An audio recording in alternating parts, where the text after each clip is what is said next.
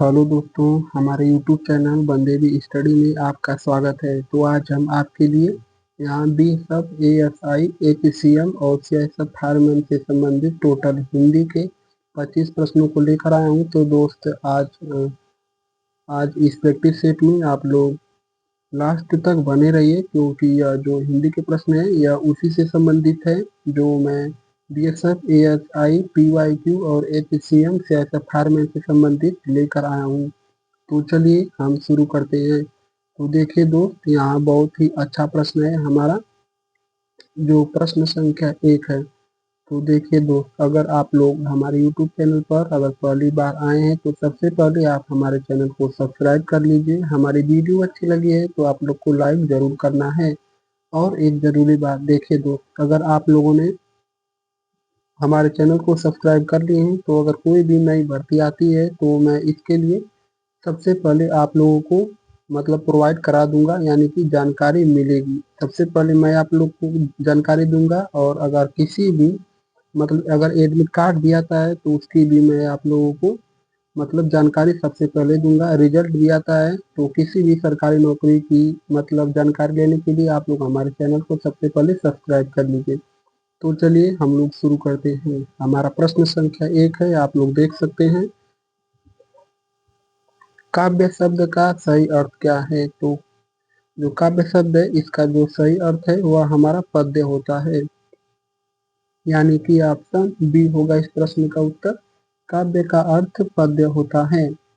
और प्रश्न संख्या 2, भारत का संविधान कब लागू हुआ था? सॉरी दोस्तों, या तो जीके का एक प्रश्न एडिट हो गया है या एडिट मिस्टेक है दोस्त, ठीक है। भारत का संविधान कब लागू हुआ था? तो वह 26 जनवरी सन 1949 को लागू हुआ था।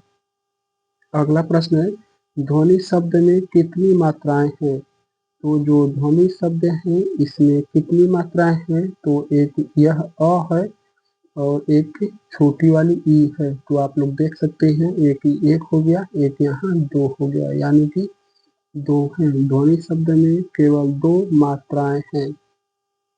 तो इस जो प्रश्न का उत्तर होगा दोस्त वह हमारा ऑप्शन बी होगा। या वह दिख रहा है ना, देखिए इसको ऐसे देखना है। यहाँ यहाँ अ हो गया तभी, नहीं तो इसको ऐसे लिखेंगे तो यह व्यंजन हो गया।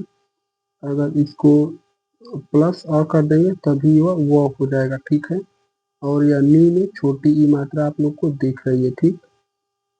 तो इस प्रश्न का उत्तर ऑप्शन बी होगा। अगला प्रश्न को देखते हैं, राष्ट्रीय गान के रचयिता कौन है? तो राष्ट्रीय गान के रचयिता हमारे गुरुदेव रविंद्रनाथ टैगोर जी हैं। ऑप्शन बी होगा इस प्रश्न का उत्तर। अगला प्रश्न है, किस मुहावरे का अर्थ है भाग जाना? तो 9 2 11 हो जाना मुहावरे का अर्थ है भाग जाना। या सिर पर पैर रखकर भागना? सिर पर पैर रखकर भागना का अर्थ भी भाग जाना होता है, या 9 2 11 होने का मतलब भी भाग जाना होता है।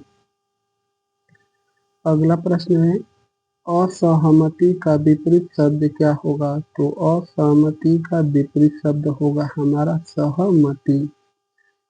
एकता का अनेकता होता है, या और बंधन का मुक्त। आप लोग अच्छे से याद कर लीजिए, बंधन का विलोम शब्द मुक्त होता है, सहमति का असहमति होता है, एकता का अनेकता होता है, समर्थन का असमर्थन होता है, यानी कि ऑप्शन सी होगा इस प्रश्न का उत्तर, असहमति। अगला प्रश्न है, भारत में सबसे बड़ा राजमार्ग कौन सा है? तो वह है हमारा NH-44, यानी कि यह जीके का प्रश्न एडिट हो गया है तो इसके लिए मैं सॉरी बोल रहा हूँ दोस्त। तो इस प्रश्न का उत्तर हमारा ऑप्शन बी होगा, नेशनल हाईवे 44। अगला प्रश्न है, हिंदी दिवस प्रत्येक वर्ष कब मनाया जाता है? तो हिंदी दिवस जो है प्रत्येक वर्ष यह 14 सितंबर को मनाया जाता है। और अगर आप, यह राष्ट्रीय हिंदी दिवस है 14 सितंबर, और विश्व हिंदी दिवस जो है यह हमारे दोस्त प्रत्येक वर्ष 10 जनवरी को मनाया जाता है। तो इस प्रश्न का उत्तर होगा हमारा ऑप्शन सी, 14 सितंबर।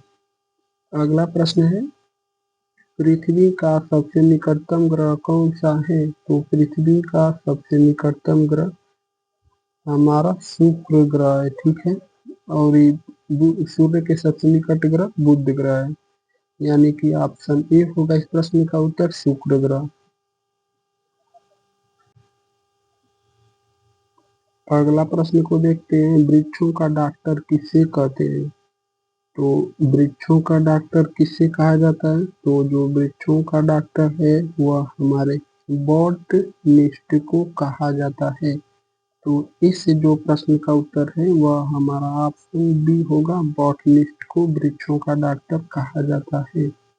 गंगा नदी का उद्गम स्थल कहाँ है? तो गंगा नदी का उद्गम स्थल हमारा गंगोत्री है। यह हिंदी का क्वेश्चन है, इसको आप लोग अच्छे से याद कर लीजिए। अगर यमुना का उद्गम स्थल कहेगा तो यमुनोत्री लगाना है। रामायण के रचयिता कौन है? तो रामायण के रचयिता हमारे महर्षि वाल्मीकि जी हैं। देखिए, शुद्ध और अशुद्ध शब्द देता है तो सबसे पहले आप लोग को ऐसे लिख लेना है, वाल्मी लिख लिए, इसके बाद की लिख दीजिए, ठीक है। वाल्मीकि, वाल्मीकि अशुद्ध शब्द है और महर्षि वाल्मीकि रामायण के रचयिता हैं। तो ऑप्शन बी होगा इस प्रश्न का उत्तर। अगला प्रश्न है, 3 रंगों वाला राष्ट्रीय ध्वज पहली बार कब अपनाया गया था? तो 3 रंगों वाला जो हम लोग का राष्ट्रीय ध्वज है पहली बार कब अपनाया गया था? तो वह जो है दोस्त हमारा 22 जुलाई सन 1947 को, यानी कि ऑप्शन सी होगा इस प्रश्न का उत्तर। देखिए दोस्त, एक एक प्रश्न एडिट से मतलब मिस्टेक हो गया है, यानी जीके का प्रश्न 2-4 प्रश्न आ गए हैं, तो आप लोग इसके लिए घबराना मत। किस धातु से बिजली के तार बनाए जाते हैं? तो बिजली के तार किस धातु से बनाए जाते हैं? तो वह हमारे तांबा से।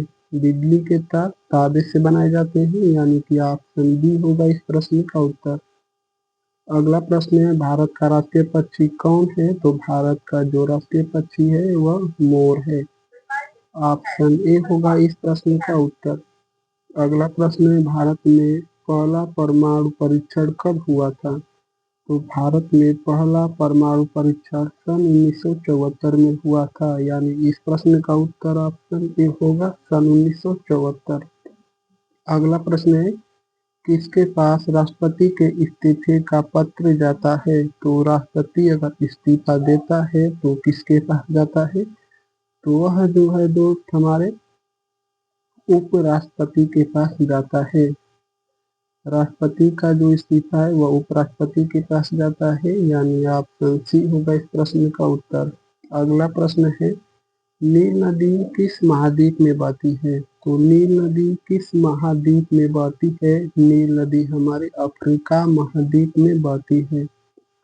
तो इस जो प्रश्न का उत्तर होगा दोस्त वह हमारा ऑप्शन बी होगा अफ्रीका महाद्वीप। अगला प्रश्न है, रेलवे का झंडा क्या संकेत देता है?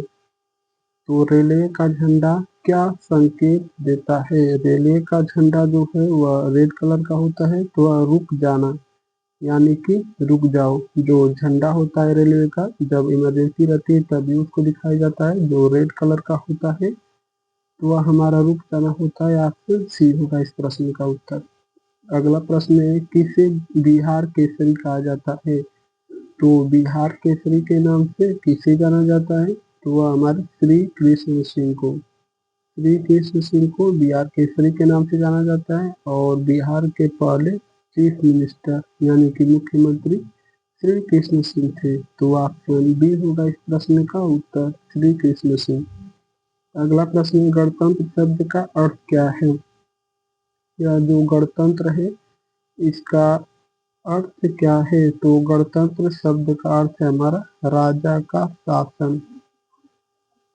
गणतंत्र शब्द का अर्थ है राजा का शासन। तो ऑप्शन ए होगा इस प्रश्न का उत्तर, राजा का शासन। सॉरी दोस्तों, गणतंत्र का अर्थ मतलब राजा का शासन नहीं होता है, जनता का शासन होता है, ठीक है। गणतंत्र का अर्थ है जनता का शासन, यानी कि इस जो प्रश्न का उत्तर है वह हमारा ऑप्शन भी होगा जनता का शासन। अगला प्रश्न है, राष्ट्रीय गान में कुल कितनी पंक्तियां हैं? तो यह हिंदी का प्रश्न है दोस्त। देखिए दोस्त, मैं इसके लिए सॉरी बोल रहा हूँ, जो एडिटर ने मतलब जो हमारा एडिटर है वह मिस्टेक से मतलब एक आध जीके के भी प्रश्न इसमें एडिट कर दिया है, ठीक है। मैं तो हिंदी के ही टोटल प्रश्न दिया था, लेकिन उसमें लग रहा है कि सोए मतलब नींद में आकर ऐसा कर दिया है। ठीक है, तो आप लोग मतलब सॉरी बोल रहा हूँ इसके लिए, मैं इसको अगली क्लास में ठीक कर दूंगा। तो आप लोग मतलब इसको अच्छे से देखते रहिए बस। राष्ट्रीय गान में कुल कितनी पंक्तियां हैं? तो राष्ट्रीय गान जो है दोस्त, इसमें टोटल 5 पंक्तियां हैं। तो एक है रा और इस 2 3 और गा ना, यानी कि 5 पंक्तियां हैं। यानी कि ऑप्शन ए होगा इस प्रश्न का उत्तर 5। अगला प्रश्न है गुब्बारे में कौन सी गैस भरी जाती है? तो जो गुब्बारा है उसमें हीलियम गैस भरी जाती है। यानी कि ऑप्शन बी होगा इस प्रश्न का उत्तर हीलियम। स्वतंत्रता संग्राम में 1857 को क्या कहा जाता है? तो पहला स्वतंत्रता संग्राम कहा जाता है। यानी कि इस जो प्रश्न का उत्तर है वह हमारा ऑप्शन ए होगा इस प्रश्न का उत्तर पहली क्रांति। अगला प्रश्न है बुद्ध पूर्णिमा किस धर्म से संबंधित है? देखिए दोस्त, यह जो भी जीके का प्रश्न एडिट हो गया है इसके लिए मैं सॉरी बोल रहा हूँ। तो आप लोग क्या मत सोचिएगा कि अगली क्लास में भी ऐसे ही प्रश्न आएंगे। देखिए अगली क्लास में ऐसे प्रश्न बिल्कुल भी नहीं आने वाले हैं। उसमें टोटल हिंदी के प्रश्न रहेंगे। ठीक है, तो आप लोगों को बिल्कुल भी घबराना नहीं है। इस प्रश्न का उत्तर दोस्त आप लोगों को कमेंट करके बता देना है। ठीक है, लेकिन मैं देखता हूँ अगली क्लास में पूरी हिंदी के ही प्रश्न रहने वाले हैं। तो मैं सॉरी बोल रहा हूँ और आप हमारे चैनल को सब्सक्राइब कर लीजिए। ये वीडियो अच्छी लगी है तो लाइक जरूर कर दीजिए। अगर किसी भी प्रकार की आपको समस्या है तो आप हमको कमेंट करके पूछ सकते हैं, मैं सभी भाइयों का रिप्लाई देता हूँ। तो फिर ओके दोस्तों, मैं यही वीडियो को अपलोड करता हूँ और इस प्रश्न का उत्तर आप लोग जरूर से कमेंट करके बताइए। धन्यवाद दोस्तों।